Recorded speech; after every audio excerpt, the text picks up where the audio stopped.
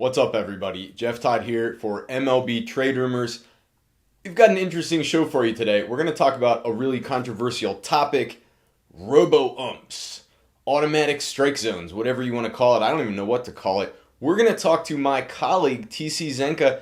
He has become something of an expert on the subject. I am an old school catcher. That's why I got a catcher's mask here. So I got a Roy Campanella bobblehead. That's why my hat's on backwards. I'm wearing my high school baseball shirt. I'm fired up. I don't really know that I'm into this. We're going to talk about it. Let us know how you feel down in the comments below. Of course, please do subscribe to the channel and be sure to hit that bell so that you get all of our videos brought to your attention when they come online. All right, I'm joined now by my colleague, TC Zencka. TC, how's it going, man? It's good. It's great. How are you doing? Doing all right. Good to have you. I got to say, though, I'm not 100% sure I want to have this conversation. I am kind of the old school aesthetic. I am a catcher at heart, and I'm a little worried about this whole Robo Ump and what you're doing to my game of baseball. Can you tell me, can you put my nerves to ease here? Like, how is this going to actually look and feel in a baseball game? Yeah, I mean, I hear you. You're a bit of a traditionalist. That's okay. You've got some time to get accustomed to it. In a game, it's not going to change the viewing experience all that much. We're still going to have an umpire back there, but the calls are going to be, and it's still kind of being worked out exactly how it's going to work. But essentially, it's not all that different from the K zone that we see on TV now. It'll be a system somewhere that's getting the calls and then reporting them into a home plate umpire who's still there to handle disputes and, plays at the plate and things like that. Well, let me ask you this, though, because I kind of hate looking at that K-zone thing, too. So we're going to stick with that visual, and now the umpire, you're telling me, is going to be back there just sort of perfunctory, getting something in his earpiece and basically announcing what the automated zone showed. So it's not like there's going to be a video board in the outfield flashing with red lights like somebody just scored a hockey goal. It's going to be a little bit more of the typical look that and feel that we're used to. Yeah, I think so. I think ultimately it won't change the viewing experience all that much. I mean, we'll know what's happening back there, but I think it'll be pretty seamless. Now, what about this, though? Because catchers are going to be back there, and their job typically is to frame pitches regardless of whether a runner's on base, but especially if one isn't. All they really need to be doing is throwing down numbers and making the pitch look good. So are we going to have catchers lounging around like old school Tony Pena with the one leg stuck out? And then what about when runners are on base? They don't have to worry about the zone anymore. Are they going to be bouncing around back there, like making sure that they block everything, throw a runner out? Could that impact the visual or even the experience for the pitcher?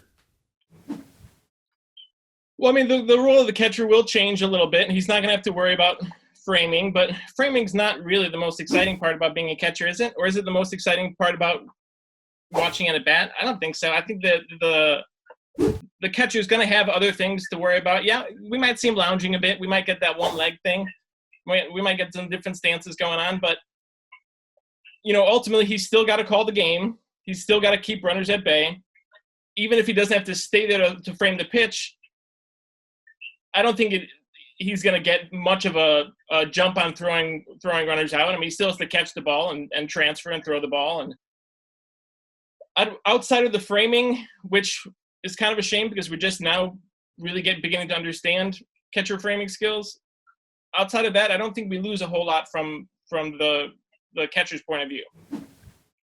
I will say, though, as an old catcher, I think framing actually is the most exciting part of the game. I'm not that old to have used this glove here. You can't see it, but on the video, I've got some sweet old mitts. I don't know. I'm still not quite sure. Now, tell me about this.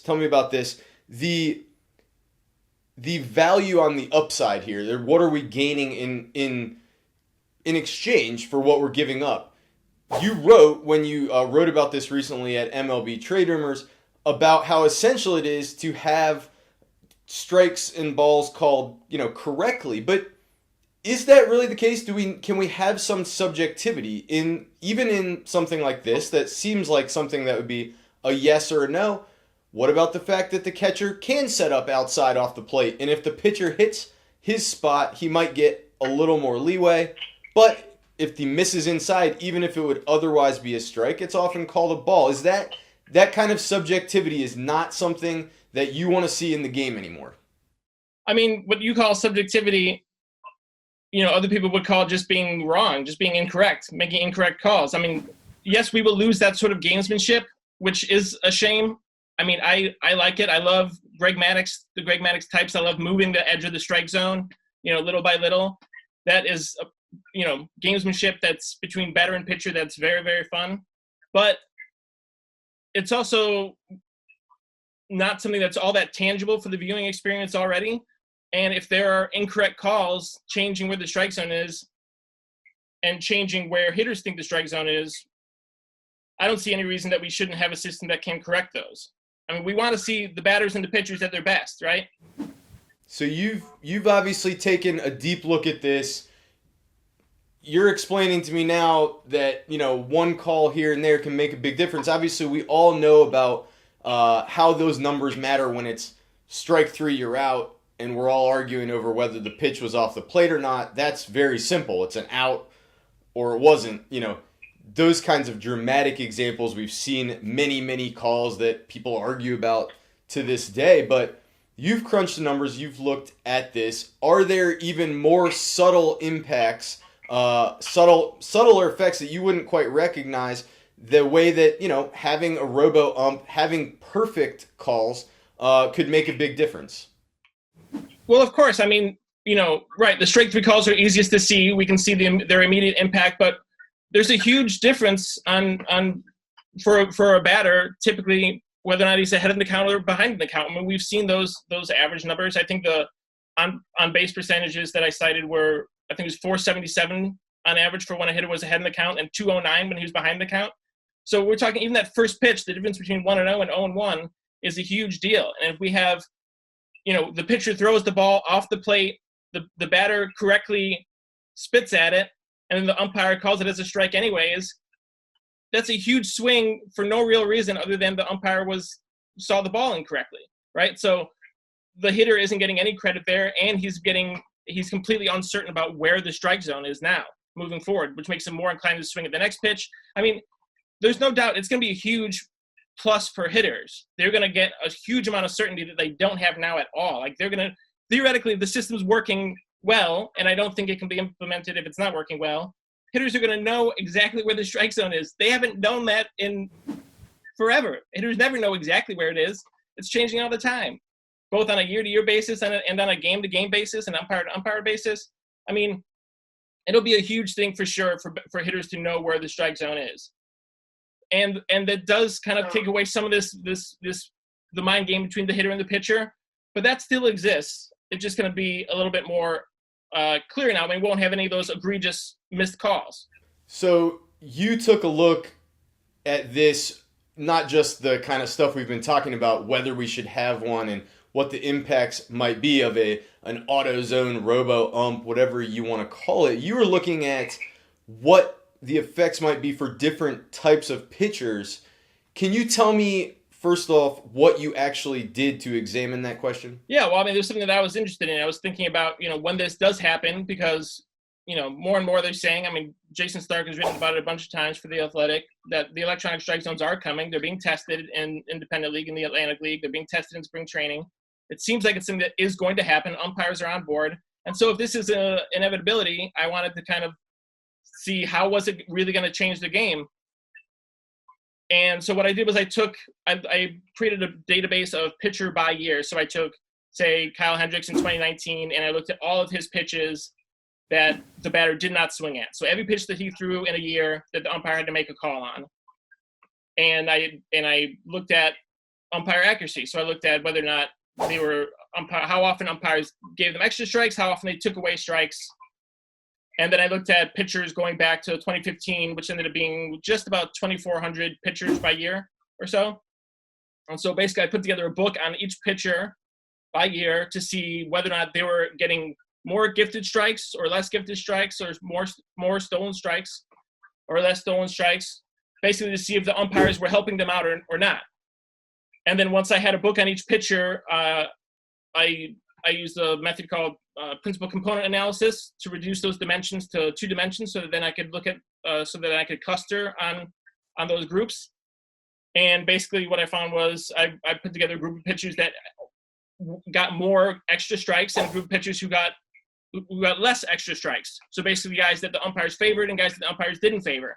And then from those 2 groups, I tried to look at, were there any patterns here? Were umpires more inclined to give strikes or balls, or more inclined to give extra strikes to a certain type of pitcher? And from that, I looked at, and I found that generally speaking, umpires were more inclined to give extra strikes to pitchers with lower velocity and lower spin rates, and to starters and to right-handers, which does matter, because it means moving forward, these guys are gonna stop getting the little bit of extra help. That the thing we were talking about before, where you hit the mitt, even though the catcher sets up outside the strike zone, but the pitcher hits the mitt and gets that call, he's not going to get those calls anymore. And that type of guy tends to be, especially starters, but also guys with less velocity, less and lower spin rates, which makes sense because umpires can see the ball more clearly as batters can. So I was going to say, I suppose guys like that also tend to lose velocity typically over your career, so you probably are also getting a little bit of a veteran bonus on average.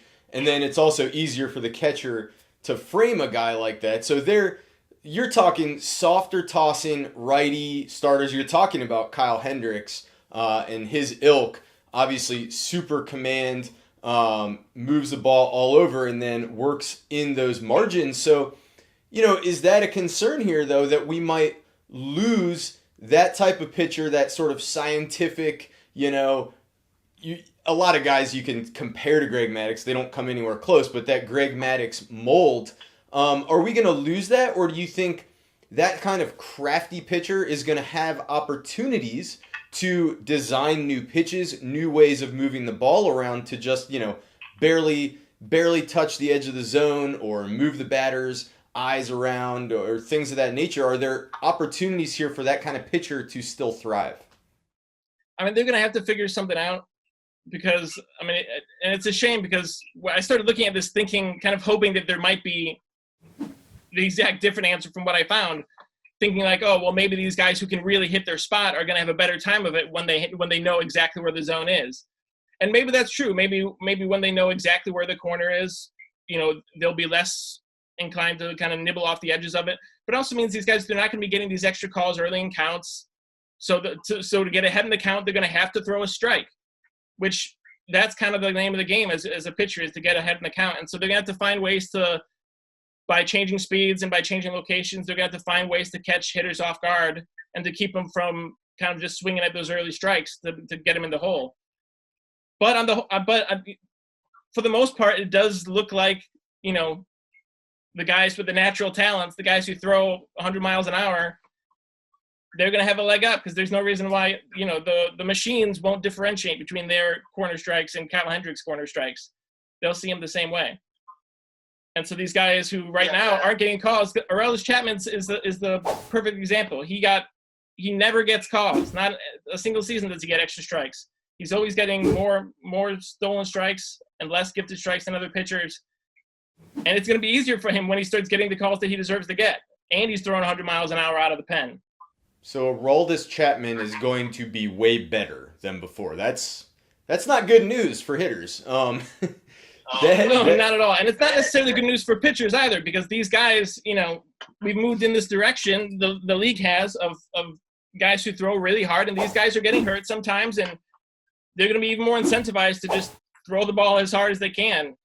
So it seems to me that what you discovered here about that zone, and then when we consider that there are a lot of other questions with how to set this up, like, does it matter where the batter is standing, in front or the back of the box? Does it matter, his stance versus his height? How do you set all the parameters of a strike zone, or is it the same for everybody else? There's a lot to think about. There's a lot to dial in. Maybe one way of dealing with the issue that you're talking about, TC, would be to, expand the zone a little bit, right? Where it's an imaginary thing. In theory, the sensors can be moved in whatever way you wish, and maybe that would build back enough room to allow, this kind of more control, command-oriented pitcher to succeed.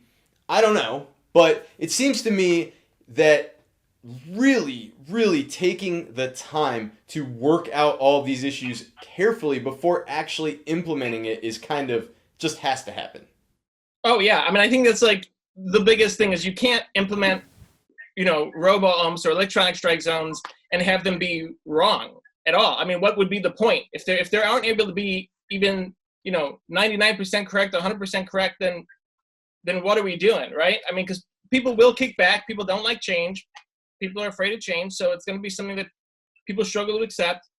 But there are a ton of issues to work out, and I think that's why we're looking at probably, 2022 at the very earliest, but could be as late as, 10 years from now when we start really seeing these things implemented, because it's going to have to be really perfected. And what that means is what you said. I mean, it's deciding where is the strike zone, how is this going to work, and then it's fine-tuning the machines, making sure that they're working the right way every time. And I don't really know what the overall process is as far as that goes, but that's what the testing is for, and that's what the working it out in the Atlantic League and in spring training, and they're going to do that presumably until it's 100% ready to go. I hope so. I think I've heard enough here to make me think it may be worth it, but I do feel like I need to see it in action. Hopefully we'll have a chance to do that. Hopefully they'll be able to iron out all the kinks the way that they didn't before they put that tag rule in at second base a few years ago. We'll see. Listen, TC, it's been an interesting chat. I'm sure we'll find a chance to do it again sometime soon. Thanks. Sure thing. Thank you, Jeff. Appreciate it.